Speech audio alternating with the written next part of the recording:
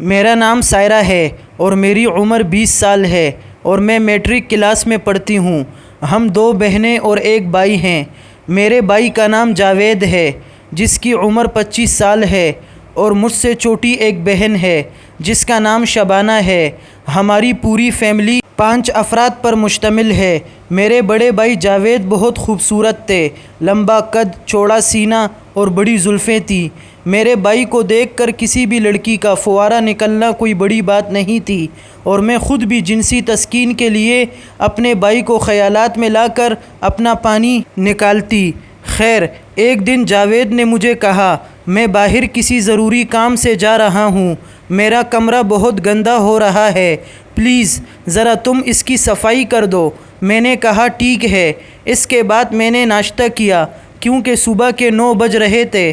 اس کے بعد میں جاوید کے کمرے میں گئی اور صفائی شروع کر دی۔ صفائی کے دوران مجھے جاوید کے میز پر کچھ کہانیوں کی کتابیں ملی اور مجھے شروع سے ہی کہانی کی کتابیں پڑھنے کا بہت شوق ہے، تو میں نے کتابوں کو دیکھنا شروع کیا تو اس میں کچھ اردو ناول تھی جس کا ایک صفحہ پڑھ کر میں سمجھ گئی تھی اگر یہ ناول میں اسی طرح پڑھتی رہی تو بہت ہی جلد بھائی کے پلنگ پر سفید پانی کا سیلاب آ جائے گا۔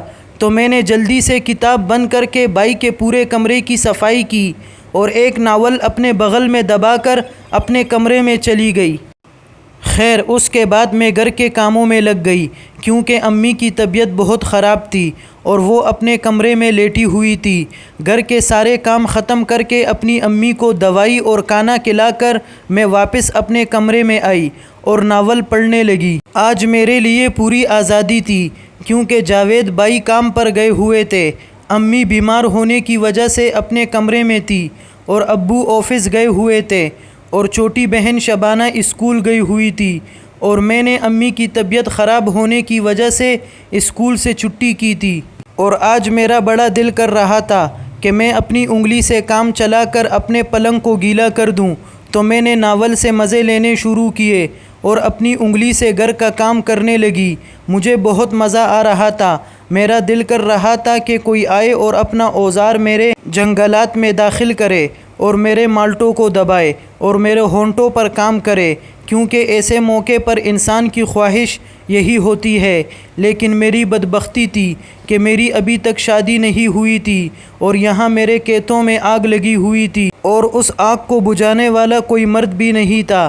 کبھی کبھی تو میرا دل کرتا تھا کہ جاوید بھائی سے کہوں اور وہ میرے تمام ارمان پورے کرے، کیونکہ جاوید بھائی کا جسم دیکھ کر اس کے اوزار کا اندازہ بھی لگایا جا سکتا تھا۔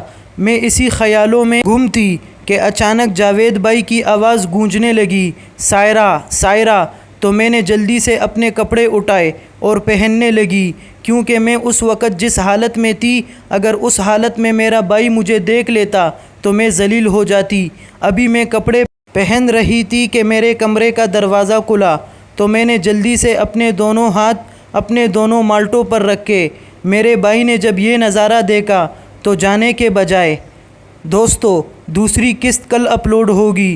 پوری کہانی جاننے کے لیے ہمارے چینل کو سبسکرائب کریں۔ شکریہ۔